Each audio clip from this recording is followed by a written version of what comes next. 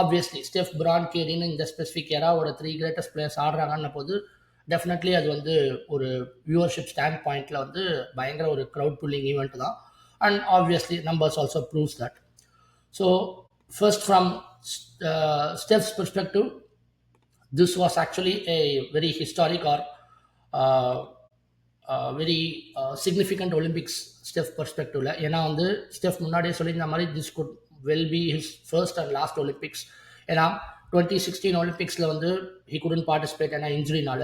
2020லையுமே 2021 நடந்த டோக்கியோ ஒலிம்பிக்ஸ்லையுமே again hand இன்ஜுரினா குட் நாட் பார்ட்டிசிபேட்.